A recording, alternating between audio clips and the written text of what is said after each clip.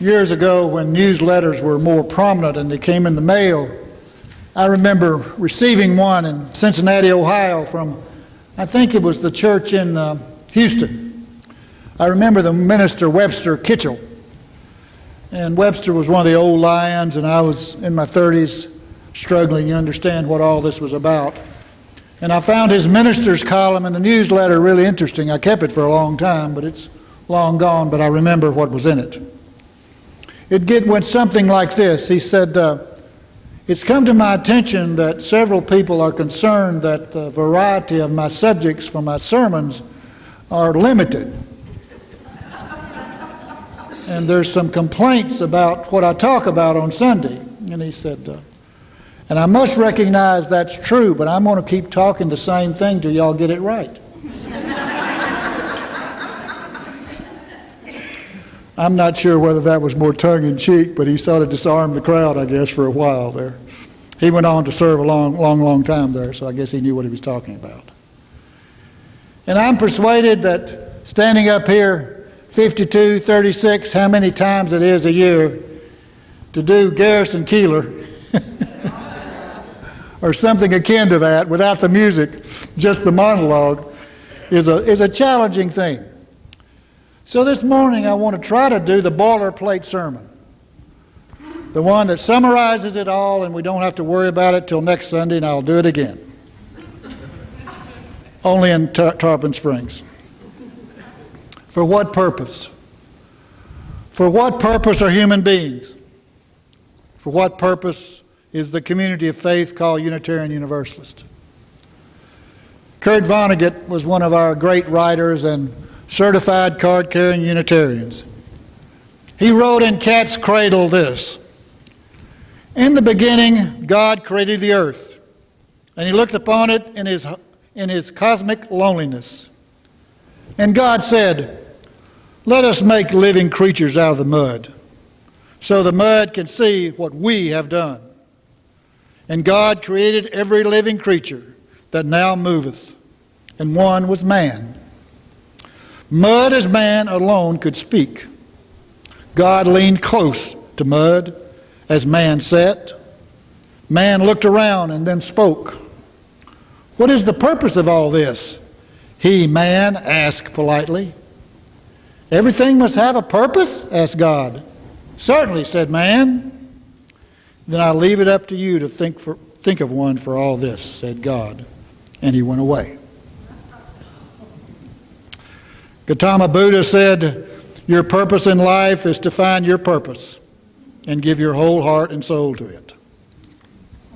Ralph Waldo Emerson said, the purpose of life is not to be happy. It is to be useful, to be honorable, to be compassionate, to have it make some difference that you have lived and lived well.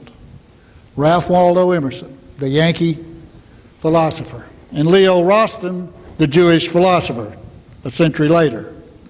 I cannot believe that the purpose of life is to be happy. I think the purpose of life is to be useful, to be responsible, and to be compassionate. It is above all to matter, to count, to stand for something, to have made some difference that you lived at all. Stephen Crane wrote, and man said to the universe, sir, I exist. However, replied the universe, that fact has not created in me a sense of obligation. What are we for? What are we for? See, we have handed to us an agenda. We're born into a story, into a time, into a culture. We're born into this period. We in this room stretch about 100 years or so. I don't know how I did that math, but just bear with me. We are a profile, a fragment, a glimpse into a certain culture and a certain time. What purpose has our lives been for? What are they for now? Most of our lives have been used to learn not what they're for. Let me go back again. Most of our lives have been used to relearn what we need to be about. And the saddest thing is to come in our 60s and 70s and 80s and look back and say, oh, I got it all wrong.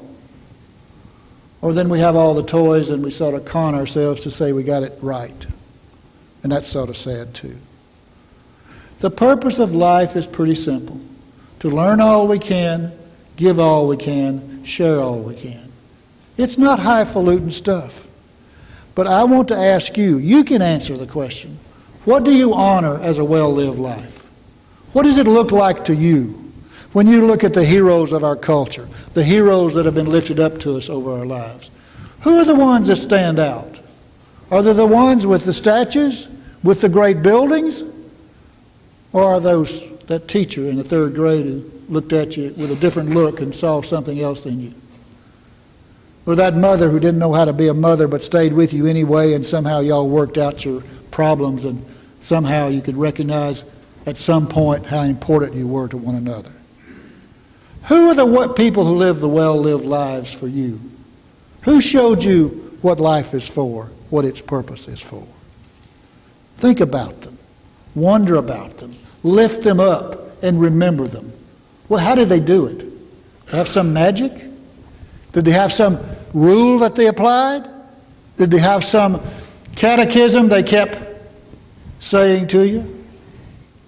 In the old days, the folks who stood in pulpits like this and other places who had a better grip on the certainty that some of us have today set up catechisms. For what purpose have human beings been created? To praise God and honor Him in all their works. Ooh, what does that look like today? What does that look like today, we as post-Christian or post-religious mostly? The old truths don't work anymore, or we see behind them. We see that most of them were absolute, set for power plays where one class was over another. I got the information, I've got the magic you don't, and I'll let you have it for a certain obligation you make to me. You give me your money, you give me your obedience, and I'll share with you the secret of eternity.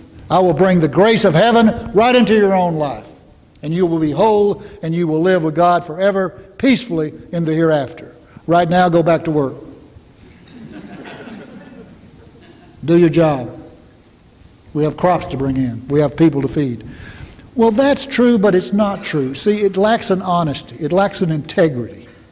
When we can say with all honesty, maybe the purpose of our lives is to recognize the wonder of our lives, to recognize the interdependence of what we're part of, to recognize that which history called God is just that wholeness that we found ourselves a part of. And if we look real close and if we sit down with honesty and we really talk about it, we can see some rules. We can see some patterns. We can see some laws. What has science done for us?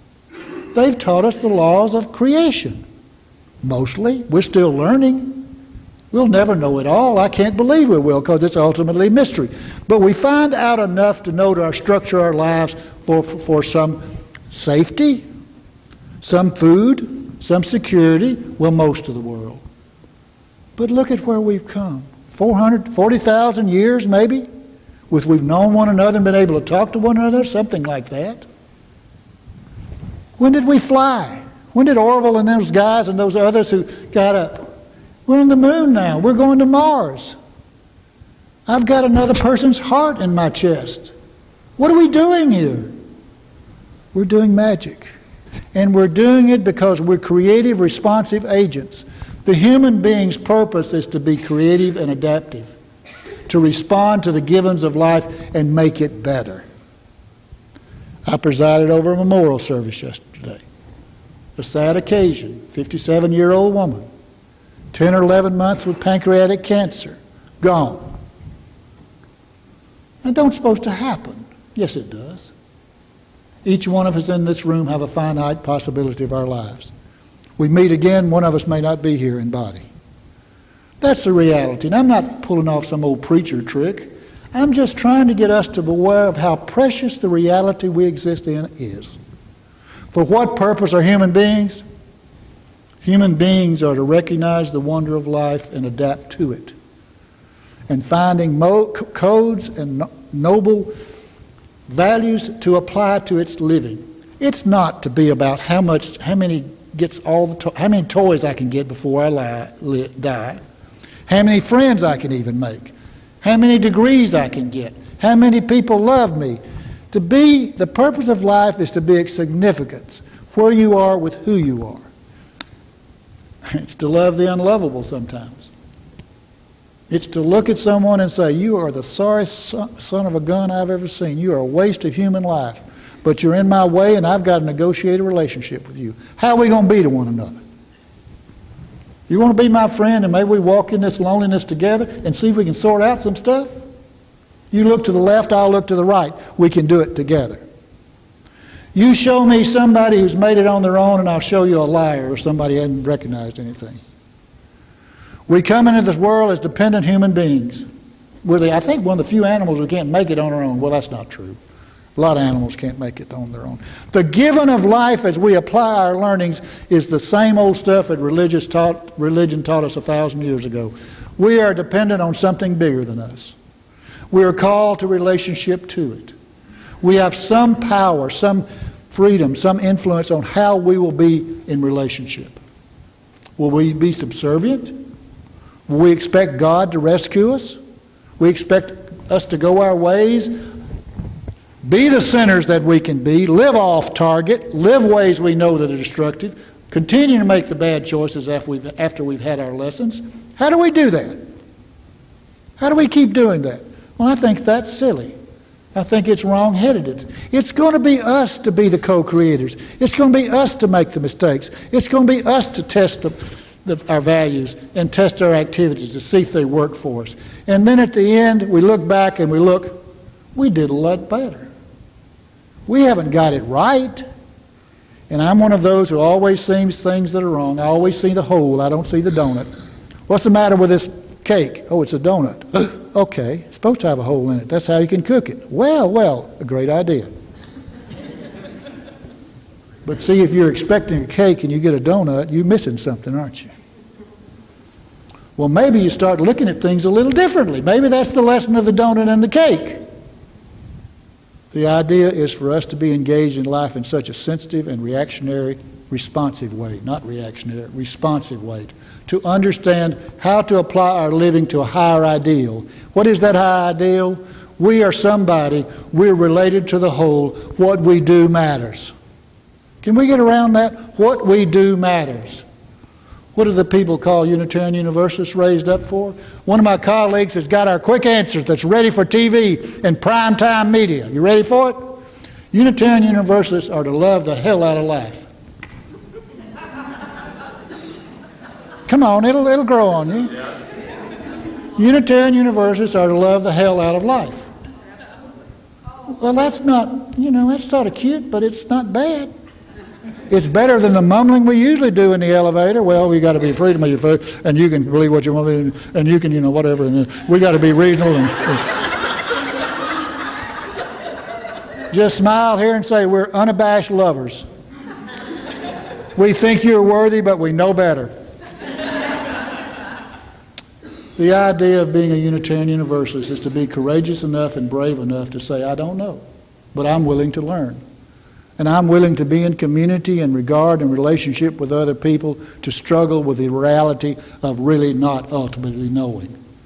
To walk in love, a relationship that says you're like me, we're a part of one another, and I must regard you as I regard myself, that's what love is. Love's not Hallmark cards. Love is not sentimentality.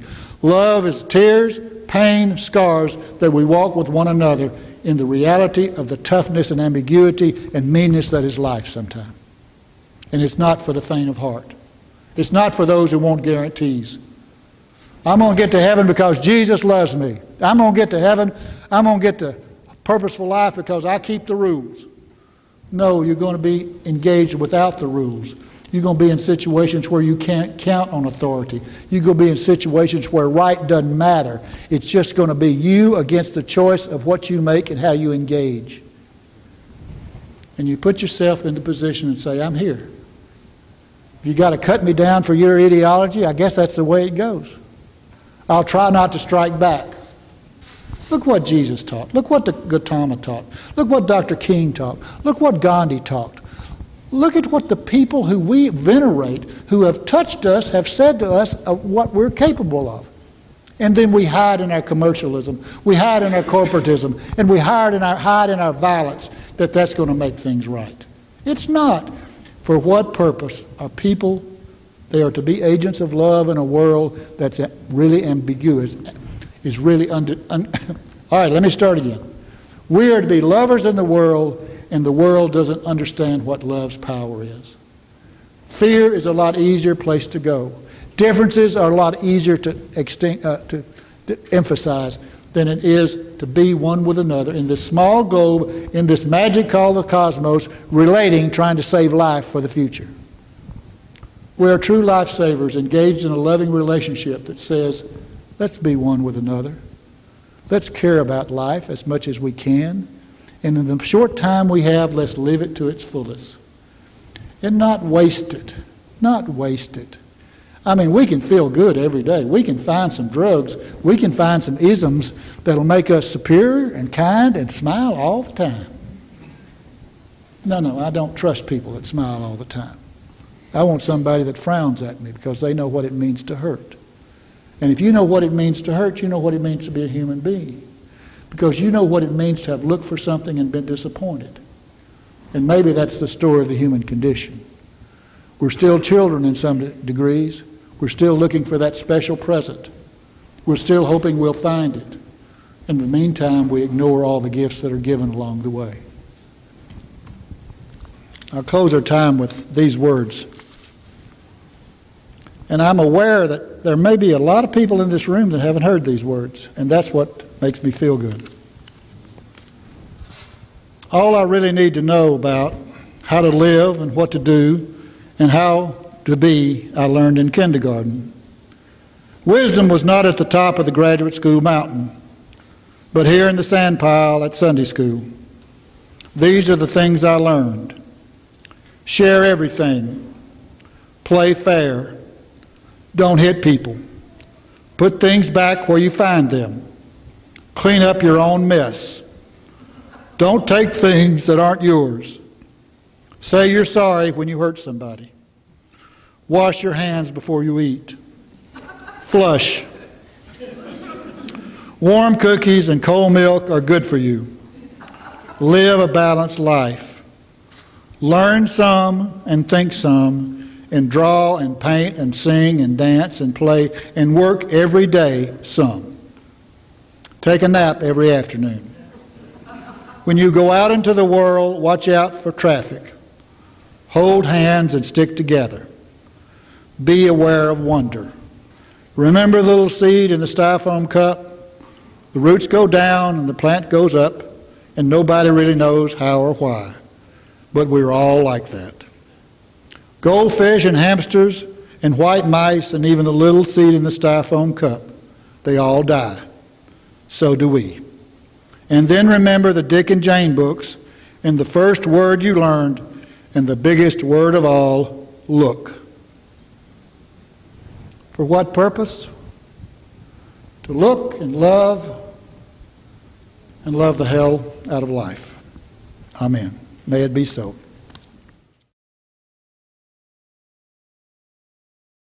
To support the UUCT with your generous financial gifts, please go to the UUCT website and click on the Click Here link to donate.